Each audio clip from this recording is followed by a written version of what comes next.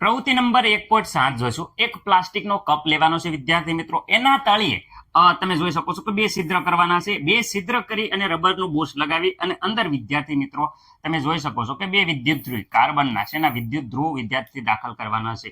વિદ્યુત ધ્રુવની વાત કરીએ તો પ્લેટિનમ અને કાર્બન, પ્લેટિનમના સળિયા અથવા કાર્બનના વિદ્યાર્થી મિત્રો તમે જોઈ શકો છો સળિયા તમે લઈ શકો છો. અહીંયા આપણે કાર્બનના સળિયા, કાર્બન એટલે વિદ્યાર્થી મિત્રો જે ગ્રેફાઇટ હોય એમાં કાર્બન હોય, જે તમારી પેન્સિલ હોય એ કાર્બનની બનેલી વિદ્યાર્થી મિત્રો. એ પેન્સિલના 2 તમે જોઈ શકો છો 2 ધ્રુવ લેવાના છે. રેડી. અને વિદ્યાર્થી મિત્રોને ખાસ જણાવવાનું કે આ જે પ્લગના જે છેડા છે વિદ્યાર્થી મિત્રો એ વિદ્યુત કોષ એટલે કે બેટરી સાથે જોડવાના છે, ડાયરેક્ટ ઇલેક્ટ્રિક બોર્ડમાં જોડવાના નથી. રેડી. ખાસ સાવચેતી રાખજો કે આ છે એ બેટરી જે 6 વોલ્ટની બેટરી છે વિદ્યાર્થી મિત્રો. વીજ કોષ જોઈ શકો છો 6 વોલ્ટની બેટરી સાથે બંને છેડા જોઈન્ટ કરવાના છે. રેડી. બંને છેડા જોઈન્ટ કરી અને વિદ્યાર્થી મિત્રો તમારે ઉપર અહીંયા test tube, ready, test tube એટલે કસનળી વિદ્યાર્થી મિત્રો તમે જોઈ શકો છો 2 કસનળી બંને સાઈડ વિદ્યાર્થી મિત્રો કસનળી જે વિદ્યુત ધ્રુવો છે એની ઉપર ઊંધી મૂકી દેવાની છે. હવે અહીંયા તમે જુઓ જ્યારે આપણે વિદ્યુત કોષ સાથે બંને છેડા જોડી અને સ્વિચ ઓન કરીએ છીએ વિદ્યાર્થી મિત્રો ત્યારે તમે જોઈ શકો છો કે અહીંયા પ્રક્રિયા શરૂ થાય છે. રાસાયણિક પ્રક્રિયા કેવી રીતે શરૂ થાય છે તો વિદ્યાર્થી મિત્રો અહીંયા જે પ્રક્રિયા છે એ પ્રક્રિયાની વાત કરીએ આપણે તો વિદ્યાર્થી મિત્રો પ્રક્રિયા કંઈક આ પ્રકારની થાય છે કે H2O વિદ્યાર્થી મિત્રો H2O એટલે પાણી, પરંતુ પાણીના 2 અણુ લેવાના છે જેનું વિભાજન થાય છે. રેડી. વિઘટન થાય છે પણ અહીંયા વિદ્યુત વિભાજન થાય છે. કેવું? વિદ્યુત વિભાજન. ઓકે, વિદ્યુત વિભાજન. વિદ્યુત વિભાજનથી જે વિભાજન થશે એટલે તમે જોઈ શકો છો કે અહીંયા વિદ્યાર્થી મિત્રો હાઇડ્રોજન વાયુ અને વિદ્યાર્થી મિત્રો ઓક્સિજન વાયુ મળે છે.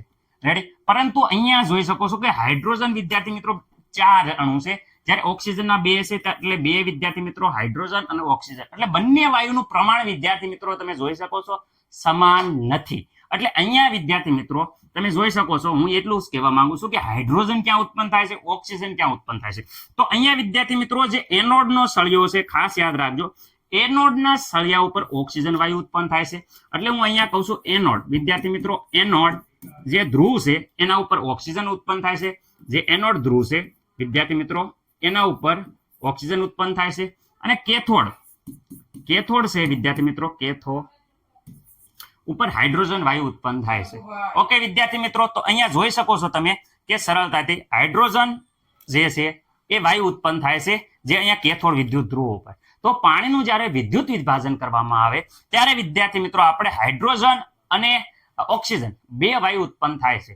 સરળતા ખાતર હું તમને કહી દઉં છું વિદ્યાર્થી મિત્રો કે અહીંયા જ્યારે આપણે આ વાયુની જ્યારે પ્રક્રિયા હાઇડ્રોજન છે ઓક્સિજન છે એ ટેસ્ટિંગ કરીએ ત્યારે જ્યારે આપણે જે અગરબત્તી હોય એ જ્યારે ઓક્સિજન વાયુની નજીક લઈ જાય તો અગરબત્તી છે તેજ ઝડપથી સળગવા મળે છે. જ્યારે હાઇડ્રોજન વાયુ નજીક અગરબત્તી લઈ જાય ત્યાં ધડાકા સાથે વિદ્યાર્થી મિત્રો એટલામાં આગ પકડી લે છે એટલે સળગે છે. રેડી. જ્યારે અહીંયા અગરબત્તી ખાલી લાલ ટપકું છે એ વધારે થઈ જાય કારણ કે વિદ્યાર્થી મિત્રો ઓક્સિજન છે એ દહન પોષક છે. શું છે? દહન પોષક વિદ્યાર્થી મિત્રો, દહન પોષક વાયુ છે વિદ્યાર્થી મિત્રો. જ્યારે અહીંયા હાઇડ્રોજન છે એ દહનશીલ છે, દહનશીલ છે વિદ્યાર્થી મિત્રો, ખાસ યાદ રાખજો દહનશીલ વાયુ છે. રેડી વિદ્યાર્થી મિત્રો, આ રીતે પ્રવૃત્તિ ઉપરથી જોઈ શક્યા કે પાણીનું વિદ્યુત વિભાજન એટલે વિઘટન કરવાથી હાઇડ્રોજન અને ઓક્સિજન વાયુ મળે છે. મસ્ત મજાનો સ્ક્રીનશોટ પાડી લો.